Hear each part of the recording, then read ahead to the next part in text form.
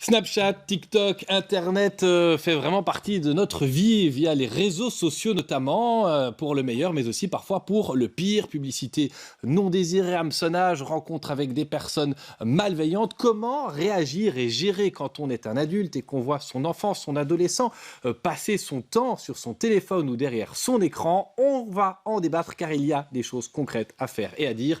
Bienvenue sur le plateau de Versus.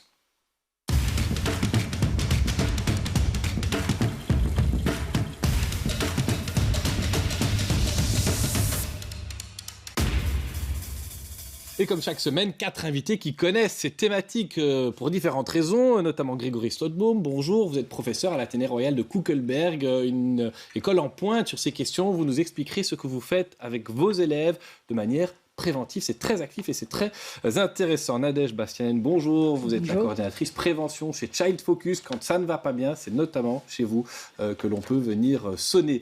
Et puis au CSA aussi, il y a des mesures. Élodie Depré, bonjour. Vous êtes la vice-présidente du Conseil supérieur de l'audiovisuel. Vous avez cofondé une agence de communication sur les réseaux sociaux, une double expertise qui nous intéresse. Et puis la thématique est aussi politique, raison pour laquelle vous êtes avec nous. Stéphanie Cortis, bonjour aussi. Bonjour. Vous êtes députée MR à la Fédération Wallonie-Bruxelles, le MR qui est le parti de la ministre de la Jeunesse. Et c'est aussi pour ça qu'on veut entendre ce qui se fait, ce qui est faisable et ce qui peut-être n'est pas faisable, car le politique ne peut peut-être pas tout réglementer. Mais la première question, elle est pour vous, Monsieur Slotboom. Qu'est-ce qui a amené votre école à réagir? On cite pêle-mêle la publicité, le harcèlement. Ce ne sont pas des choses abstraites pour vos élèves, c'est même très fréquent. C'est malheureusement des réalités qui sont très concrètes, qui sont trop quotidiennes. Et précisément parce que nos élèves vivent cette situation de harcèlement et ne se sentant pas suffisamment à l'aise pour en parler avec un professeur ou un adulte, il y a quelques-uns de nos élèves qui sont venus, ils sont venus nous parler d'une idée. Tiens, est-ce que ce ne serait pas plus simple d'avoir d'autres élèves à disposition pour justement parler de nos situations, puisque un, ils parlent notre langage, puisqu'on parle TikTok, Insta, et puis deux, on sait au moins les retrouver, ils sont beaucoup plus accessibles qu'un professeur. Et c'est dans ce cadre-là, en fait, qu'est né à l'Athénée Royal de Kuckelberg le projet Tell Me. Qu'est-ce que vous avez dû gérer comme situation très concrète? Parlez-nous, vous évoquiez le harcèlement, c'est-à-dire? Alors, ça, c'est une situation extrêmement complexe, difficile, qui était la première que j'ai vécue dans ce métier. C'était une jeune demoiselle qui est venue avec une arme blanche à l'école parce qu'elle souhaitait en fait se défendre contre tout autre élève qui viendrait la harceler au sujet d'images que son ex-petite amie avait diffusées sur les réseaux sociaux.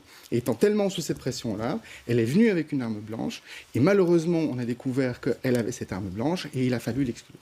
Et c'était une situation très difficile pour nous parce qu'on se réalisait qu'elle était à la fois victime, mais qu'elle était à la fois dans l'illégalité la plus extrême en ce qui concerne le règlement d'ordre intérieur, et on ne savait juste pas quoi faire. Alors, votre optique à l'Athénée Royal de Kuckelberg, c'est quoi? C'est de réunir les jeunes pour qu'ensemble ils cherchent des solutions. Ça fonctionne? C'est quoi l'idée?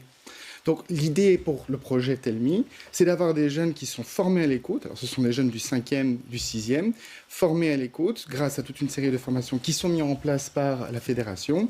Ils ont leurs propres locaux, les élèves prennent rendez-vous avec eux, viennent, déposent, et ça nous permet d'avoir un suivi sur ce qui est dit. Donc les contenus restent totalement intime, secret, puisqu'on ne peut pas forcer justement l'élève à devoir se manifester. Mais au moins on sait, voilà, nous avons X nombre de témoignages et les élèves qui portent un témoignage sont à ce moment-là informés sur toutes les différentes aides et tous les différents interlocuteurs que l'établissement met à disposition pour qu'ils puissent faire suivre de manière plus assidue et de manière plus efficace cette question-là. On reviendra sur les questions de harcèlement, de violence, les mauvaises rencontres. Une autre chose, même quand ça se passe bien, ou qu'on a l'impression que ça se passe bien, sur les réseaux sociaux, on est, Madame Depré, parfois soumis à beaucoup de publicité sans s'en rendre compte. Ça prend quelle forme et qu'est-ce qu'on traque aussi, ça, les formes de publicité, illégales, oui, mais encore? Alors, au CSA, on travaille vraiment à la sensibilisation spécifiquement avec les vlogueurs, avec les influenceurs. Donc, il y a plusieurs types de publicités en ligne qu'on peut retrouver. Il y a du placement de produits, il y a des posts sponsorisés. Il y a énormément dans cette gamme de pubs, il y a énormément de styles différents. Et on se rend compte qu'en fait, les influenceurs et les vlogueurs, en fait, sont des personnes comme tout le monde, arrivent dans cet écosystème des réseaux sociaux et commencent à avoir la possibilité de pouvoir faire des partenariats financiers avec des marques, mais n'ont aucune idée du cadre légal qui existe.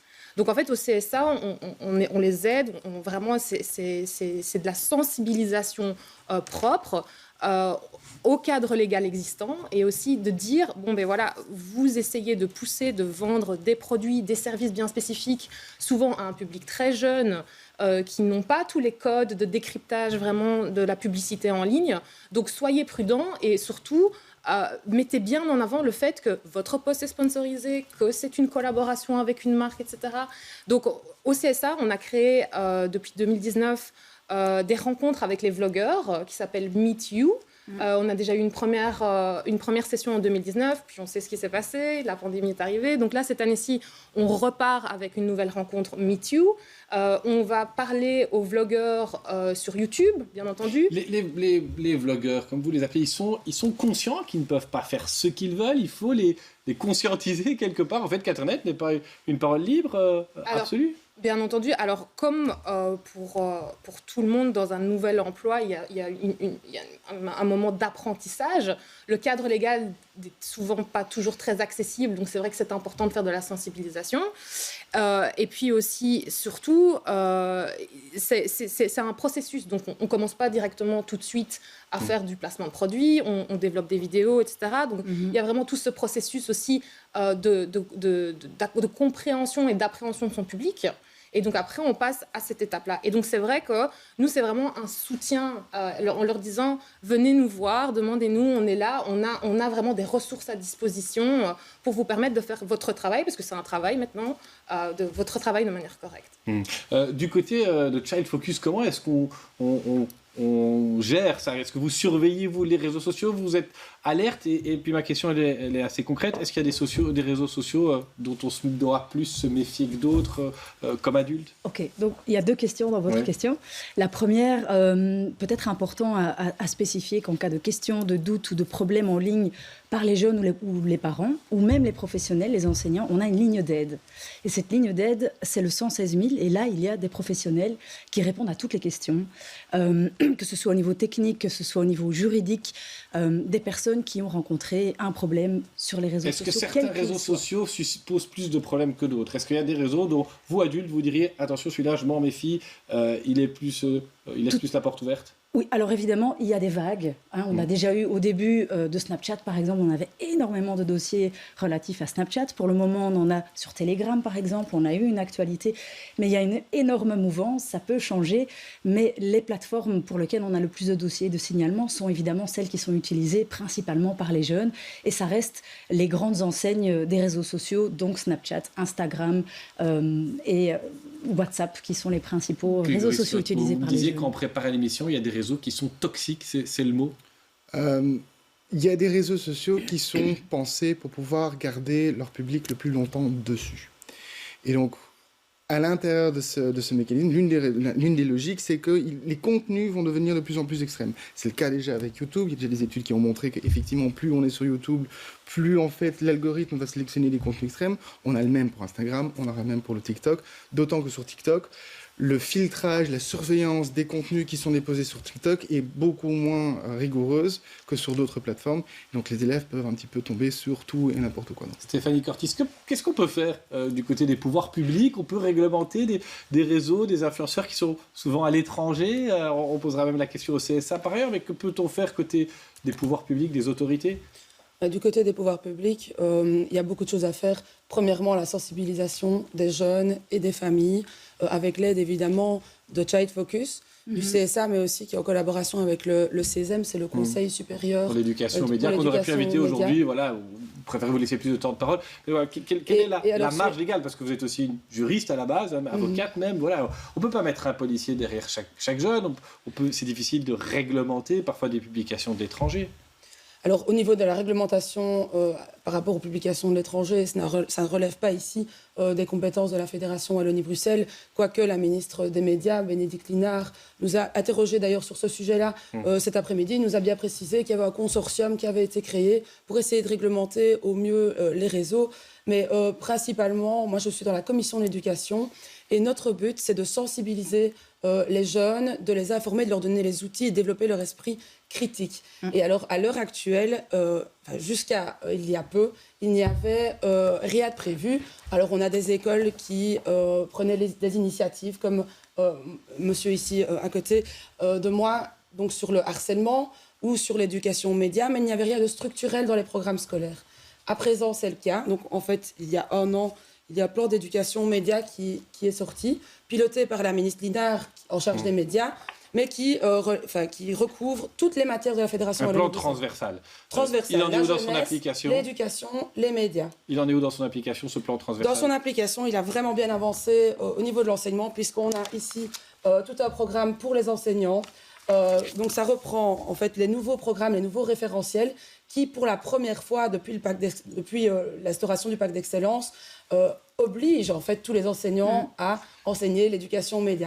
Évidemment, il faudra une formation. Sont bien placés pour ça. Voilà. Alors, Nadège Bastianen, est-ce que c'est dans les écoles qu'on doit apprendre à utiliser correctement son smartphone, à regarder qui on suit, qu'est-ce qu'on publie, ou bien c'est de nouveau mettre une charge supplémentaire sur le dos des enseignants ? Vous pouvez tous intervenir là-dessus, mais question Madame Bastianen. D'accord. Mais évidemment, c'est une co-responsabilité à la fois au niveau de l'enseignement et des enseignants, mais aussi des parents. C'est ensemble, avec un message de prévention ou d'éducation cohérent, qu'on va réussir à faire une éducation aux médias positive. C'est pas toujours facile pour les parents de parler avec leurs jeunes. D'abord, c'est pas facile d'avoir un dialogue avec un ado. Oui. Et puis souvent, ils connaissent ça mieux que les parents, les réseaux sociaux. Alors on fait comment quand on est un parent qui est largué ? Oui, d'accord. On dit quoi ? Je vais juste essayer de terminer par rapport aux enseignants. Et donc ce qu'on fait, dans cette même lignée du plan d'éducation aux médias que vous expliquiez, c'est qu'on propose des formations aux enseignants, cette fois-ci pour les aider, parce que beaucoup d'enseignants ont envie d'aborder ce sujet, tout comme les parents, mais se sentent maladroits, se sentent mal à l'aise, se sentent débordés, et donc n'ont pas les moyens concrets. Ils ont un cadre de référence, mais après, la question, c'est comment est-ce qu'on l'applique dans la vie quotidienne, dans une classe, face à 25 élèves. Et donc là, on propose des formations avec notamment le CESEM, Média Animation, pour les enseignants, où on présente des outils éducatifs, des outils pédagogiques à utiliser le lendemain avec des jeunes pour aborder le sujet des réseaux sociaux de manière la plus sécurisée possible, la plus positive possible, la plus critique possible. Ça, c'est une chose. Et pour les parents, eh bien oui, aussi, ils se sentent dépassés et il faut les rassurer, il faut leur expliquer en fait que l'éducation aux médias et finalement intégrer les écrans dans la famille doit faire partie de l'éducation globale de l'enfant. Mais il y a une crainte et il faut les rassurer. Et on a des programmes aussi avec le CESEM et Média Animation pour les parents qui s'appellent WebEthique. Ce sont des formations que nous donnons dans toute la Fédération Wallonie-Bruxelles pour aider les parents à aborder ces sujets avec leurs jeunes à la maison pour éviter de tomber dans une attitude finalement contrôlante et sécuritaire. Oui, c'est une bonne idée de demander aux écoles de s'investir plus dans l'Internet, ou bien ça va se faire au détriment d'autres choses finalement, hein, on ajoute régulièrement des matières et puis les profs ils savent pas tout faire non plus, ils sont même parfois assistants sociaux. Mais il est clair que le paysage scolaire a drastiquement changé, on en entend de plus en plus. L'école n'est plus simplement là pour apprendre les élèves toute une série de matières, elle est là aussi pour les éduquer à la citoyenneté,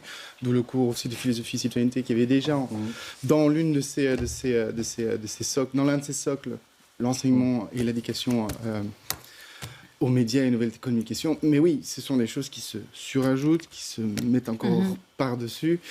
Et à un moment donné, déjà, les professeurs sont plutôt chargés. Et pas toujours au fait de ces matières, d'ailleurs. Pas toujours au fait de ces matières. Il y a le plan de pilotage pour lequel ce sont les professeurs qui doivent mettre en place ce plan de pilotage. Et donc, ça se fait sur des heures qui pourraient en fait délivrer à d'autres choses. J'ai énormément de collègues qui se plaignent de moins avoir de temps pour enseigner et qui ont plus de travail. Donc ce ne sera pas forcément évident. Je veux venir avec une question concrète quand même. À quel âge un parent qui nous regarde autorise son enfant à aller sur les réseaux sociaux. Est-ce que chez Child Focus, est-ce que ailleurs, on a au CSA, on a un âge limite? Alors il y a des obligations, mais enfin c'est un clic, on met l'âge qu'on veut quand on s'inscrit sur une application. Qu'est-ce qu'on en dit chez Child Focus? Alors nous, on ne va pas promouvoir un âge précis, mais en tout cas, on va dire que chaque parent en tout cas connaît mieux son enfant et que quand on commence, les premiers pas se font ensemble. Bien évidemment avec des contenus adaptés, bien évidemment avec des réseaux sociaux choisis, avec des paramètres de sécurité qui vont être optimalisés, sécurisés ensemble. Mais donc, même pour accompagner son enfant, c'est un bon plan. Au point de se faire un compte, si son enfant est sur TikTok, comme parent, on se crée un compte TikTok. Vous êtes de cette avis, Madame Depré? Vous êtes une geek aussi, mais c'est peut-être pas évident pour tout le monde. Non, mais je pense que c'est essentiel. Enfin, en effet, c'est aussi directement lié à l'outil, donc c'est-à-dire à quel âge on met le téléphone, le smartphone dans la main de l'enfant. Enfin, c'est important aussi qu'un enfant ait un téléphone sur soi. Après, il y a beaucoup d'études qui sont sorties récemment où un enfant a un premier smartphone dans les mains aux alentours de 9-10 ans. Donc, je pense que l'âge légal en Belgique pour être sur des réseaux sociaux avec accord parental, c'est 13 ans, si je me trompe pas. Oui, c'est 13 ans. Voilà, c'est c'est 13 ça. ans officiellement pour utiliser les réseaux sociaux. Exactement. On peut trouver ça jeune, mais en fait, ça l'est pas du tout. Enfin, je veux dire, ils sont déjà au courant. On est sur la génération Z, donc les 18-25, la génération Alpha maintenant, donc ce sont les jeunes qui sont nés depuis 2010. C'est ce qu'on appelle social media native. Donc, ils sont nés avec l'outil, le smartphone, l'ordinateur dans les mains. Donc, c'est illusoire de les préserver en leur interdisant de s'inscrire, c'est ça? Je trouve, oui. Ouais. Je pense que accompagné. Voilà, Très important que ce soit accompagné. Stéphanie Cortis, de nouveau, on ne peut pas mettre un policier derrière chaque personne. Alors quoi, est-ce qu'on doit être plus strict dans les réglementations de l'Internet, ou bien pour la femme politique libérale que vous êtes aussi, je le rappelle, ça peut être problématique de trop réglementer sur le fond? Sur le fond, je pense que la réglementation, elle est importante. Évidemment, il y a des mesures qui sont prises, et notamment avec le CSA, mais on ne peut pas tout interdire, on ne peut pas tout surveiller. Alors, il y a l'éducation parentale qui est très importante, mais un parent ne peut pas non plus être tout le temps derrière son enfant quand il est sur son smartphone ou sur son ordinateur. C'est donc pour ça que je venais directement à l'école. Alors, vous parliez de la jeunesse tout à l'heure. La jeunesse, il y a beaucoup d'organisations de jeunesse qui forment... Et le but des organisations de jeunesse, c'est de former des cracks, c'est-à-dire des citoyens critiques, actifs et responsables. Et donc, ça mène évidemment à la citoyenneté critique. C'est important. Mais tous les jeunes ne passent pas par une organisation de jeunesse ou un mouvement de jeunesse. Donc, l'école, c'est le lieu où tous les jeunes passent. Et c'est donc essentiel qu'il y ait un plan structurel d'éducation aux médias, tout comme un plan de harcèlement contre le harcèlement et le cyberharcèlement dans toutes les écoles et pas uniquement les écoles volontaristes. Et c'est ce qui est sur la table avec le plan d'éducation média, mais aussi avec le pacte pour un enseignement d'excellence et les nouveaux référentiels. Monsieur a parlé tout à l'heure du cours d'éducation à la philosophie et la citoyenneté, mais c'est évidemment aussi dans tous les autres cours. Il y a également une généralisation qui arrive de l'EVRAS. Ça, c'est l'éducation à la vie sexuelle, affective. Donc ça, c'est aussi un lieu dans lequel je pense qu'il faut discuter de l'utilisation des réseaux sociaux et des relations, finalement. Quand ça se passe mal sur Internet, quand un jeune est harcelé ou hameçonné, qu'est-ce qu'il peut faire concrètement? Alors parlons du harcèlement, puis après on parlera des publicités, parce que ça c'est vraiment le ressort du CSA, mais du côté de Child Focus, quoi, c'est chez qui on va, hein? On est un parent, on remarque que sa fille, son fils vit mal finalement sa relation sur les réseaux sociaux, qu'est-ce qu'on fait? Alors le message fondamental à donner aux parents, mais aussi aux jeunes, c'est de ne jamais rester seul dans une situation problématique. Parce qu'on voit chez nous, en tout cas, les dossiers qui ont dégénéré, hein, des cas de sexting ou de grooming, comme on a pu... préciser, grooming pour les gens qui ne connaissent pas. C'est un adulte qui va approcher un enfant à des fins sexuelles et c'est tout le processus manipulatoire, en fait, pour arriver à ces fins Si on remarque sexuelles. ça, ou si un jeune se dit, il m'arrive ça, ne jamais rester seul, identifier la situation problématique et en parler à un adulte de confiance. Je félicite l'initiative du peer-to-peer et entre jeunes, mais pour moi, ça doit encore aller plus loin parce que c'est le premier pied à l'étrier, mais il faut qu'un adulte, à un moment donné, puisse intervenir pour pouvoir aider et aiguiller. L'un se complète et l'un va avec l'autre. L'adulte, il va où? Il va aiguiller vers où? Vers Child Focus? Vers la police? Ensuite, vers un avocat? Non, alors, on a un projet qui s'appelle Max, qui est de relier un enfant avec un ou une personne de confiance adulte, de son entourage. C'est l'enfant qui choisit son Max pour favoriser ce dialogue et de ne jamais rester seul. Pour favoriser cet accompagnement. Et ce Max pourrait aussi lui-même ne pas connaître les premiers gestes ou les premières idées ou actions à entreprendre en cas de problème. Et pour ça, il y a donc la ligne d'aide de Child Focus, le 116 000. Il y a aussi de la Fédération Wallonie-Bruxelles une ligne qui s'appelle Écoute École. C'est un numéro vert gratuit. Et pour les jeunes même, il y a notre site web qui s'appelle cybersquat.be, qui est un portail anonyme. C'est aussi entre eux. Donc il y a une modération très éloignée de Child Focus où on va surveiller ce qui est dit, évidemment, si c'est grave ou que ça dégénère.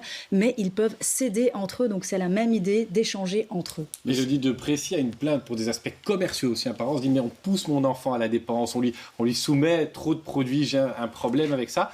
C'est quelque chose qui est audible au CSA? On peut déposer plainte pour ça? Alors, pour recentrer, on est sur la régulation du secteur de l'audiovisuel en Fédération Wallonie-Bruxelles. Donc nous, on touche vraiment à tout ce qui est audio et vidéo. Vous pensez notamment aux youtubeurs, alors là? Exactement, voilà. C'est eux, beaucoup d'influenceurs. Tout à fait.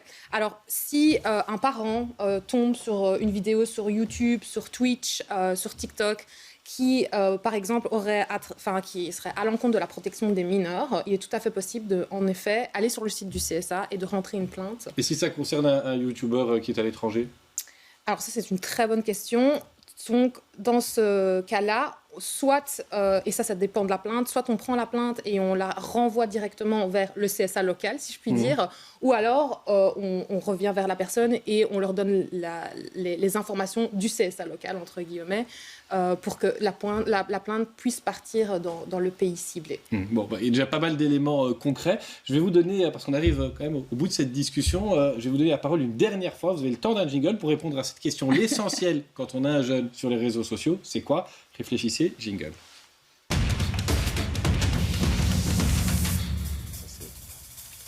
Grégory Slotbaum, l'essentiel, c'est quoi quand on a un jeune ou des élèves qui sont sur les réseaux sociaux et qu'on est, par exemple, un enseignant ou un adulte de référence? Tout simplement s'intéresser à ce qu'ils font. S'intéresser à ces réseaux, s'intéresser à ce qu'ils font, se développer le langage. Dès lors qu'on parle le même langage, on peut s'entendre. Et une fois que la parole est libéralisée ou libérée, on peut découvrir en fait les petits indices qui nous disent « Ah, ça se passe peut-être pas si bien ». Stéphanie Corti, c'est quoi l'essentiel aujourd'hui pour la femme politique que vous êtes par rapport aux réseaux sociaux, si on veut préserver notre jeunesse sans la priver d'un outil que tout le monde trouve utile? C'est que les adultes, que ce soit les éducateurs, les enseignants, les parents, soient sensibilisés et formés, en tout cas pour le cas des professionnels, à l'éducation aux médias et puissent du coup sensibiliser et ouvrir l'esprit critique de nos jeunes. Vous poserez des questions au Parlement sur l'application du plan transversal d'éducation aux médias? C'est déjà le cas. On suit ça avec attention. Élodie Depré, c'est quoi la priorité? Et là, vous pouvez parler comme vice-présidente du CSA ou comme entrepreneuse réseaux sociaux. Vous avez ce double know-how, je vais dire. C'est double skill. Je vais rejoindre les autres intervenants ici. J'irai même plus loin, demander aux parents de participer, bien entendu, et de comprendre ce qui se passe. Je sais que ça peut être très compliqué, les applications sont différentes, ça prend du temps. Les paramétrages ne sont pas toujours très clairs, mais aussi essayez de vous amuser aussi avec vos enfants. Quand je vois des enfants de 13 ans qui veulent être sur TikTok parce que c'est fun, parce qu'il y a de la danse, mais ça développe aussi une certaine créativité. Donc ça peut être aussi une bonne porte d'entrée pour essayer de comprendre ce qui se passe en ligne et ce qu'eux font exactement en ligne. Nadège Bastianen, le conseil de Child Focus pour protéger nos enfants. Vous avez donné les numéros. C'est pas facile de passer en dernier parce que tout a été à peu près dit, mais j'ai envie de rassurer... pour les parents qui vraiment verraient quelque chose d'inquiétant. Oui, 116 000, la ligne d'aide de Child Focus, aussi la ligne d'aide de la Fédération Wallonie-Bruxelles, Écoute École, et cybersquat.be pour les adolescents. Merci à tous les quatre d'être venus échanger sur cette question importante. On sait à quel point ça fait partie du quotidien. Vous l'avez vu, Versus a fait son retour cette semaine. On se retrouvera donc la semaine prochaine pour un autre thème avec d'autres invités, mais de nouveau beaucoup de questions.